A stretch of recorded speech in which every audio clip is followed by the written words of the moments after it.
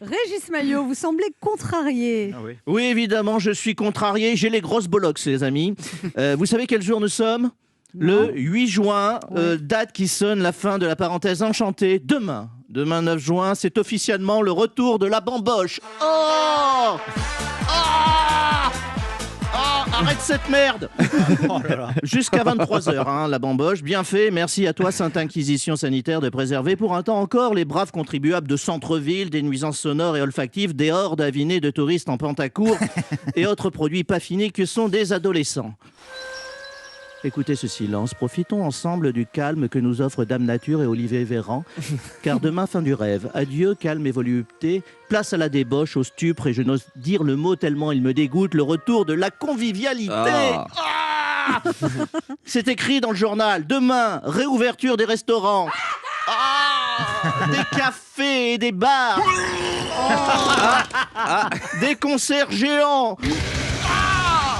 Des foires, des salons expo. Oh là là là, des supporters de foot. Mais le pire, demain, c'est la réouverture des salles de sport. Mais quel enfer! Ils reviennent, les ayatollahs du stretching, se faire exploser la ceinture abdominale, prêts à en découdre avec le cholestérol, des modes de crétins habillés en short lycra et autres t-shirts micro-aérés aux couleurs à redonner la vue à un aveugle, plus dégoulinants de sueur que des pédophiles en RTT à Disneyland. Ils vont débarquer comme des GI d'Ahoma Beach pour se faire dégommer la graisse, se galber le fessier, se tonifier la cuisse, se gainer le ventre, se renforcer le triceps, se raffermir la poitrine. Chaud! Dès demain, le défilé va débuter. Des hordes de millennials, les yeux vidés par 12 mois de Netflix, entassés comme des zombies, à suer en cadence sur des tapis de course, un casque vissé sur les oreilles en écoutant du Eddie de Preto, tout en checkant leur compte Tinder, de la Jessica en legging, tellement moulant que bien que positionné derrière elle, on peut entre deux squats compter le nombre de rides de son interfessier, du Brandon en montre connectée, le crâne aussi rasé que le pubis, qui soulève des ballons d'exercice, le torse glabre devant un miroir et dont la seule activité intellectuelle consiste à déchiffrer le message écrit sur ses tatouages.